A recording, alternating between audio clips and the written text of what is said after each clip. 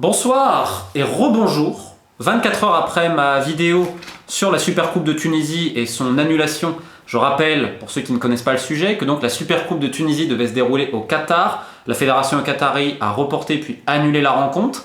Je rappelle qu'il y avait une société au milieu de tout ça qui s'appelait Oravi World, qui détient d'ailleurs les droits de la Supercoupe de Tunisie pour les 3 prochaines éditions, et que j'avais expliqué dans ma vidéo qu'en fait il s'agissait d'une société fantôme qui n'existait pas. Ce qui posait beaucoup de questions, notamment pourquoi la fédération de football tunisienne avait travaillé avec cette société, et pourquoi arrive-t-on à un tel fiasco. C'est la première fois que le Qatar organise une Supercoupe et décide de l'annuler.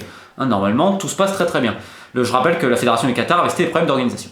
Donc, après cette vidéo-là, qui a suscité pas mal de réactions, la fédération de football tunisienne a publié un communiqué expliquant que la société existait bel et bien, que ce sont des calomnies, etc. Donc, c'est vraiment prendre les gens pour des cons, mais vraiment prendre les gens pour des cons, puisque la société n'existe pas. Et la fédération de football tunisienne l'a d'ailleurs montré. C'est pour ça qu'il faut faire très attention, quand on vous montre une photo et autres, il faut toujours essayer de rappeler le contexte. Je m'explique. Admettons, je suis avec une femme qui s'appelle Micheline. D'accord, très très bien. Et puis, ce soir, je ne suis pas avec Micheline, je suis avec Emeline. Ah, vous voyez, ça ressemble, Micheline, Emeline. Mais si je couche avec Emeline, j'ai trompé ma femme. Alors, si je dis que je fais un contrat avec Oravi World, et que pour me justifier, parce que ça n'existe pas, je publie un document noté Oravi Creative Marketing, ben c'est pas ce qu'on nous a dit. Excusez-moi, on nous a parlé, lors de la conférence de presse de M. Djari, le président de la Fédération de football tunisienne, d'une société monégasque, Oravi World, qui va gérer la Supercoupe de Tunisie. Or là, suite à ma vidéo, pour se défendre, ils disent non, la société existe, et ils montrent un document d'une autre société basée au Qatar. Donc attends, Oravi World à Monaco, c'est ça, ce que vous avez annoncé à l'époque de la conférence de presse de M. Djari. Ça se transforme en Oravi Creative Marketing au Qatar. Ouais, mais c'est pas la même. Si je couche avec Micheline, mais que ma femme c'est Emeline, bah c'est pas parce que ça ressemble que j'ai pas fait un adultère et que je l'ai pas trompé. Donc là, c'est prendre les gens pour des cons. Et surtout, j'ai des documents en ma possession que je vais vous montrer aujourd'hui qui viennent des personnes dirigeant la société Oravi World. Tant et si bien si elle existe. Donc j'ai parlé à ces gens-là qui m'expliquent que non, ils existent, qu'il n'y a pas de problème, etc. Et moi, je le répète, c'est une société fantôme, je vais vous montrer pourquoi. Et ce qui est très intéressant, c'est que normalement, si Oravi World ou Oravi, que ce que vous voulez, gère les droits de la Supercoupe de Tunisie, en théorie, ils vont vous montrer les mêmes documents que la Fédération tunisienne a montré, puisqu'il y a une seule société, il n'y en a pas 28. Ah bah non, moi, on m'a envoyé autre chose. Je vais vous montrer tout de suite. Alors, je préviens, c'est artisanal, il n'y a pas de montage. Donc, regardez ça, c'est sur mon ordinateur. Tuc, tuc, tuc. Regardez ce qu'on m'a envoyé. Vous voyez, tac, tac, tac. Alors là, c'est un autre nom tout de suite. Oravi World and LH Sport Activities, pardon. Regardez la date de création supposée. 16 janvier 2019. Mais attendez, 16 janvier 2019 ? Mais c'était déjà depuis longtemps que la Supercoupe de Tunisie avait été dealée. Donc ça voulait dire qu'à l'époque, quand sur ce document-là, la société n'existerait pas. Mais on m'a dit non, Romain, la société existe, elle date de 2015, comme disait la fédération tunisienne. Ah d'accord.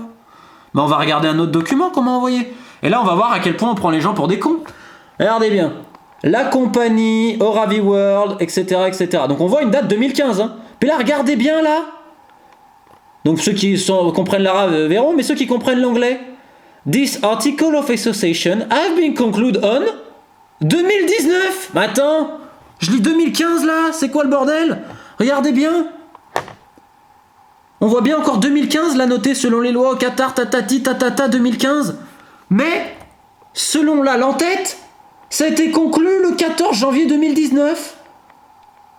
C'est quoi ce bordel? Comment on peut passer des lois de 2015? C'est quand même... Ils sont quand même bons en Oravi World. Donc ils étaient en 2015, comme on le voit là, sans problème. Vous pouvez le voir ici et là. Tac, tac, tac. Vous voyez tous les documents.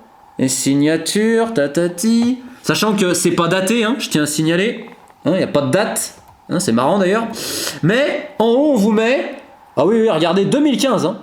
Puis là, après, ça a été fait le 14 janvier 2019. Et alors, s'ils veulent dire que c'est une erreur de frappe, attention, puisque la fédération tunisienne a montré un document disant que ça a été fait en mai 2015. Et là, l'erreur de frappe, si c'est sur 2019, c'est le 14 janvier.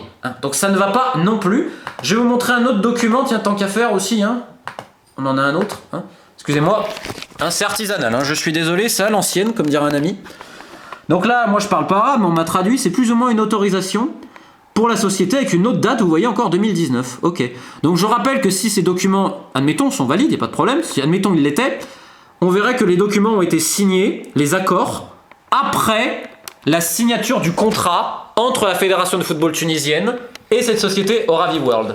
Maintenant, je vais vous donner une autre information très importante, c'est que, bénéficiant de certains accès, j'ai pu vérifier les numéros, le numéro d'enregistrement de la société Oravi World et Oravi Creative Marketing, là, qui a été donné par la Fédération de football tunisienne. Et je le répète, il n'y a rien au registre de commerce de Doha à ce numéro. Il n'y a rien non plus de Oravi World ou Oravi je ne sais quoi au registre de commerce de Doha. Il existe diverses entreprises nommées Oravi, mais elles sont en Finlande, etc. Au Qatar, il n'y a rien. Alors, plusieurs possibilités. Ayant les accès, et je sais, j'ai vérifié, et je n'étais pas tout seul à vérifier avec des gens qui peuvent se permettre de regarder et de confirmer, ça veut dire que la société n'est pas enregistrée en ligne. Par contre, et c'est une possibilité, ça existe, c'est-à-dire que la société a les papiers, me demandez pas comment ils ont les papiers, mais en ligne, c'est pas enregistré. Et d'ailleurs, il y a un fait très troublant, c'est que en théorie, chaque site de compagnie sportive, puisque là on parle d'organisation sportive, a des mentions légales en théorie sur son site internet. Quand vous allez sur le site d'Oravi World, il n'y a aucune mention légale. Alors, je vais poser plusieurs questions. Comment la Fédération de football tunisienne peut nous faire croire que Oravi, ce que vous voulez, existe alors que le numéro de la société n'est pas immatriculé au registre de commerce de Doha? C'est pas parce que vous l'avez sur le papier qu'il est dans le système. Hein. Vous pouvez très bien avoir les papiers, de X manière que ce soit, et dire à tout le monde, hey, regardez, j'ai les tampons, etc.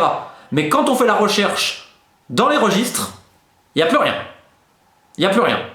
Donc, plein de possibilités. Ça peut être un oubli, mais j'ai regardé. Hein. J'ai même regardé les sociétés détenues par les gens d'Oravi, les 3 personnes en question. Et j'ai trouvé leur société au Qatar. Donc là, il n'y a pas de problème.